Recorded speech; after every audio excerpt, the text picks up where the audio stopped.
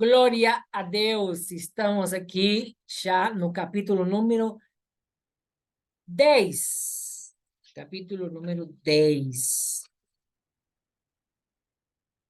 Perdão, capítulo número 9. Muito bem.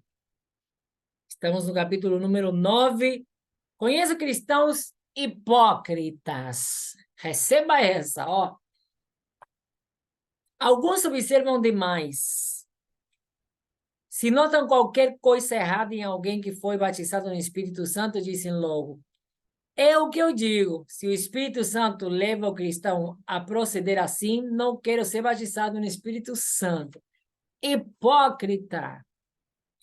Muitos pecadores recuam e vão para o inferno acusando os crentes, dizendo: ora, se a salvação faz alguém proceder assim, não quero.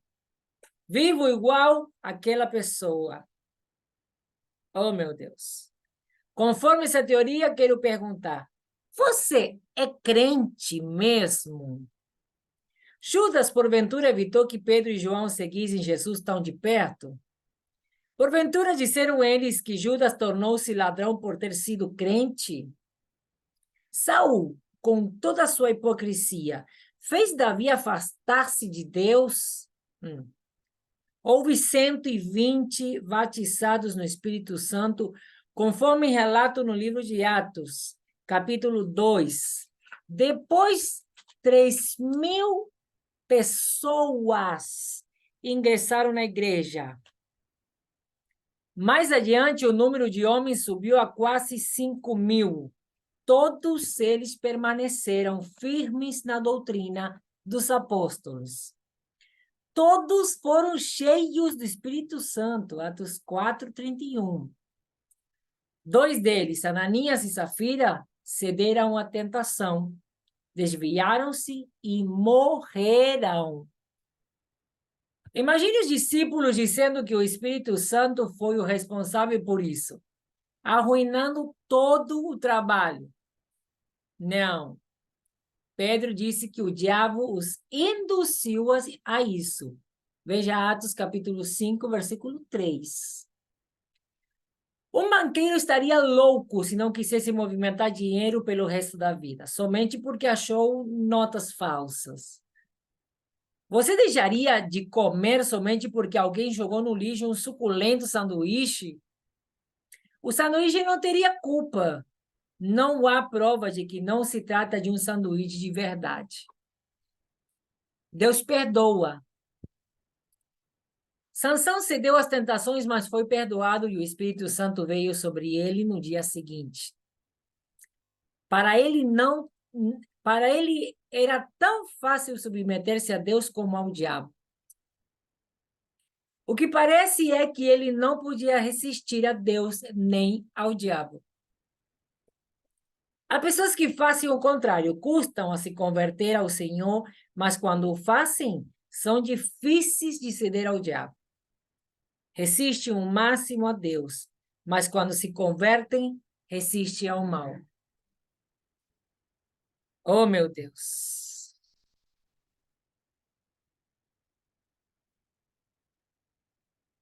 Somente porque um crente cede à tentação não quer dizer que ele não era convertido desde o princípio.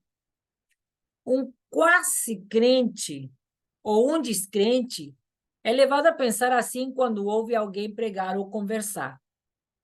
Não creio nas afirmações do tipo, uma vez salvo, salvo para sempre. Ou, uma vez tendo recebido o Espírito Santo, nunca mais se volta à vida do pecado. Um membro da igreja ficou irado e deixou de ir aos cultos quando convidei certo evangelista para a nossa igreja. Descobri então o que aquele membro tinha contra o evangelista. Era uma certa atitude a qual ele ouvira que o evangelista havia tomado há 14 anos. Você pode até dizer que isso é ridículo e infantil, está certo. Às vezes, Deus perdoa a uma pessoa e esta segue seu caminho cheia de júbilo. Mas se você não pode regozijar-se com essa pessoa porque fica pensando no que ela cometeu há uma semana, você precisa mais de Deus do que essa pessoa. O fato dela ter tropeçado há uma semana não significa que aquilo que ela acaba de receber não seja verdadeiro. Eu quisera antes estar no lugar dela do que no seu. Veja Romanos 14, 13. Lembre-se da história do fariseu e do publicano. Lucas 18, do 10 ao 14. Cuidado, para que o orgulho não o segue. Você, ao ponto de não perceber o que está acontecendo. Limpe as suas vidraças. Hipócrita.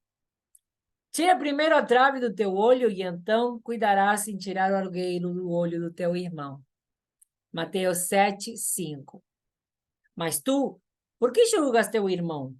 Ou tu também, por que desprezas teu irmão? Pois todos sabemos de comparecer ante o tribunal do Senhor. Romanos 14, 10. Há uma história de uma senhora que estava falando a respeito das roupas amareladas e sujas que sua vizinha punha a secar no varal. Porém, depois que ela lavou suas vidraças na semana seguinte, olhou para fora e disse: a vizinha mudou muito. Suas roupas estão mais salvas agora. A diferença estava nisso. Ela tinha lavado suas vidraças sujas. O povo parecia-me diferente depois da minha experiência pentecostal. Talvez minha igreja não tenha visto outro hipócrita em seu meio desde que lá estive pela última vez, antes de eu ter recebido o Espírito Santo. Receba o batismo pentecostal e permaneça renovado. Com isso, deixará os hipócritas para trás. No entanto, Jesus disse que enquanto andamos na luz, não tropeçamos. João 11, do 9 ao 11. Se você andar na luz, receberá o Espírito Santo. João 14, 15, Mateus 28, 19 e Atos 1, 8. Caso contrário, perderá a comunhão, tropeçará e daí em diante o sangue de Jesus não mais o purificará do pecado. 1 de João 1, 7. Perceba agora que é obra do diabo dar-se tal desculpa. Arrependa-se e em pouco tempo poderá receber o Espírito Santo. Arrependa-se e em pouco tempo poderá receber o Espírito Santo. O batismo do Espírito foi liberado para nós. É só a gente esticar a mão e tomar posse disso. Isso quer dizer que há necessidade de você agir em favor do seu batismo, de você pedir, de você buscar, de você se consagrar, de você se santificar, de você renunciar, de você não se conformar com as coisas desse mundo, de você verdadeiramente se apaixonar tanto pela pessoa de Jesus, de você estar chocado, está totalmente jogado nos braços dele. Não é só você ter Jesus, não é só você ter o Espírito Santo, é ele te ter, é ele te tomar por inteiro, é você ser cheio até transbordar, é você investir o seu tempo, os seus pensamentos, as suas atividades, o seu dia a dia nas coisas do reino, em nome de Jesus. Faça o que tenha que ser feito, mas tome o que é seu por herança. Eu profetizo sobre a tua vida um novo tempo na presença de Deus. Que você seja cheio, que você seja batizado no Espírito Santo de Deus e você possa alcançar a plenitude na presença de Deus.